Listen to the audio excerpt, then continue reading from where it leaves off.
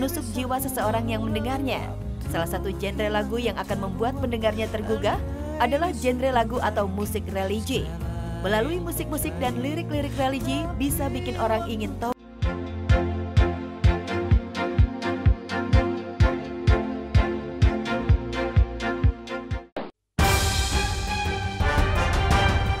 Cegah motornya digondol maling, seorang ibu terseret nyaris terpelanting.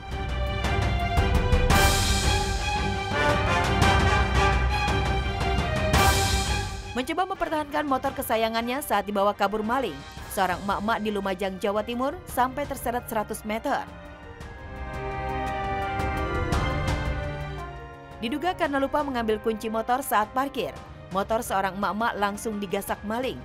Sadar motor hendak dibawa kabur, si emak itu pun dengan sigap mencoba menghadang hingga terseret beberapa meter. Karena tak sanggup bertahan ikut terseret, motornya pun raib di bawah si maling. Aksi si emak terseret saat mempertahankan motornya terekam CCTV dan viral di media sosial. Yang mempertanyakan para pengendara tak seorang pun yang menolong si emak itu yang berjuang sendiri.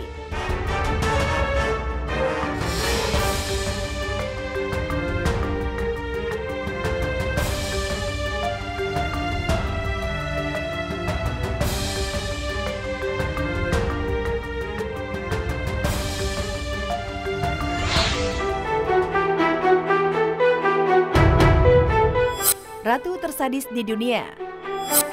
Jika kita mendengar kata ratu, tentulah yang ada di benak kita ialah sosok wanita yang anggun, terhormat, karismatik, dan tentunya cantik tiada tara. Namun tahukah Anda, tidak semua ratu seperti demikian. Di balik keanggunan sang ratu, terkadang tersimpan jiwa-jiwa yang brutal. Seperti sederet ratu-ratu berikut ini, yang dikenal kejam dan sadis pada masanya. Kita telah rangkum ratu-ratu terkejam dan tersadis versi Celeb on News Viral. Mad Queen Rana Valona I Madagaskar menjual rakyat sebagai budak demi ekonomi negara. Ratu Rana Valona sebenarnya terlahir dari rakyat biasa. Namun berkat ayahnya yang mengetahui rencana pembunuhan calon raja, maka sebagai ucapan terima kasih, Rana Valona diadopsi oleh sang raja dan menikahi Pangeran Radama I sebagai istri pertama. Sejak kematian suaminya itu, Rana Valona akhirnya menduduki tahta sebagai Ratu Madagaskar. Dalam sepanjang sejarah, Rana Valona dikenal sebagai ratu yang kejam, lantaran kerap menghukum rakyatnya dengan cara yang kejam. Oleh sebab itu, ia dijuluki sebagai Bloodthirsty Queen atau ratu yang haus darah. Ya, Rana Valona berikan hukuman gantung untuk rakyatnya yang melanggar hukum di tebing yang curam, atau memasukkan mereka ke dalam peti mati lalu menguburnya hidup-hidup.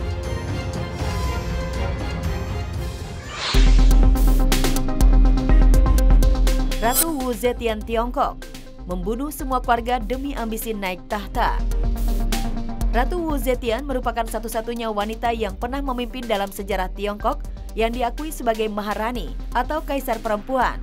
Ia memimpin Tiongkok pada tahun 690 hingga 705. Ratu Wu Zetian dikenal sebagai wanita yang ambisius, dan selama 15 tahun kekuasaannya, dirinya berhasil membuat Tiongkok makmur dengan bisnis benang sutranya.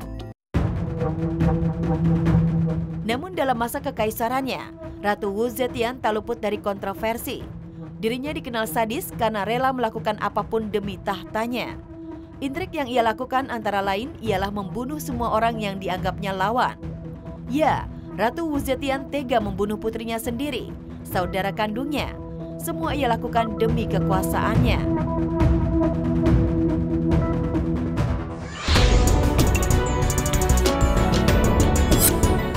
Catherine the Great Yekaterina II, Rusia, membunuh suaminya setelah naik tahta.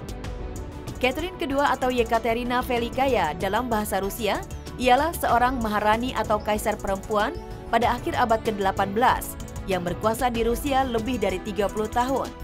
Dirinya dikenal sebagai Maha Mulia yang agung. Di bawah kekaisarannya, Yekaterina sukses memperluas wilayah kekuasaan Rusia hingga ke Crimea dan banyak daerah di Polandia, atau disebut juga sebagai masa keemasan Rusia.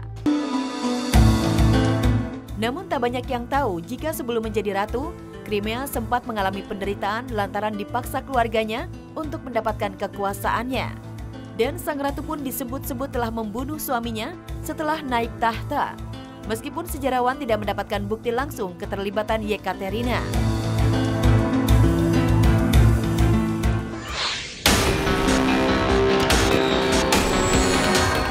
Ratu Elizabeth Báthory, ratu sakit jiwa yang haus darah perawan. Elizabeth Báthory merupakan anak dari seorang bangsawan kerajaan di Hungaria. Ia dilahirkan dari keluarga tertua dan terkaya di Transilvania. Ia juga merupakan sepupu dari Raja Polandia, Stefan Báthory. Pada usia yang ke-15 tahun, Elizabeth menikah dengan Ferenc Nadasdy, putra bangsawan Eropa. Ia pun melakukan berbagai penyiksaan kepada pelayan-pelayan mudanya yang masih perawan. Hal ini terus dilakukan agar terlihat cantik dan tetap awet muda. Sedikitnya ada sekitar 600 perempuan muda yang mati di tangan Elizabeth Báthory. Dan kastil tua di bukit desa Kectis itu menjadi saksi bisu kekejaman ratu sakit jiwa.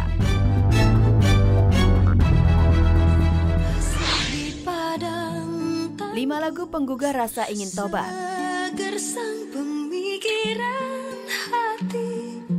Pemirsa, banyak orang bilang musik media penggugah rasa. Dengan musik, orang bisa bahagia, sedih, senang, ataupun berduka. Ya, musik memang bisa menusuk jiwa seseorang yang mendengarnya. Salah satu genre lagu yang akan membuat pendengarnya tergugah adalah genre lagu atau musik religi. Melalui musik-musik dan lirik-lirik religi bisa bikin orang ingin tobat, teringat akhirat.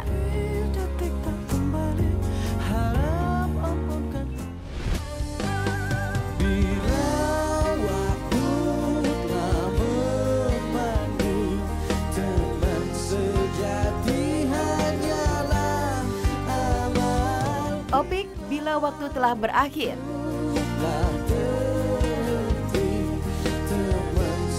Lirik yang sendu dan menyayat hati merupakan gambaran dari lagu Bila Waktu Telah Berakhir yang dinyanyikan sekaligus diciptakan oleh Opik. Lirik syairnya yang puitis dengan cekatan mengingatkan jutaan pendengarnya akan kehidupan lain setelah kehidupan di dunia.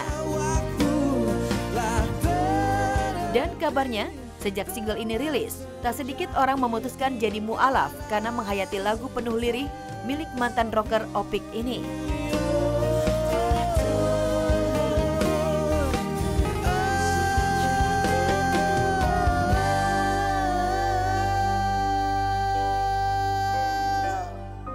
Apa yang bisa dibuat dalam hari-hari? Sedangkan setiap hela nafas kita adalah rencananya. Sedangkan tangan, kaki kita adalah apa yang telah tertulis di masa lalu. Kita semua tak berdaya. Kita semua lemah. Bahwa hari-hari yang kita jalani hanya mencoba memberi arti, hanya mencoba memberi rasa. Bahwa hari ini aku berhias dengan amal-amalku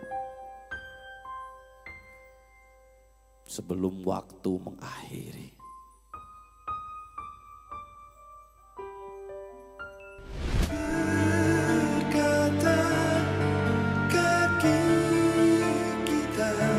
Krisya, ketika tangan dan kaki berkata.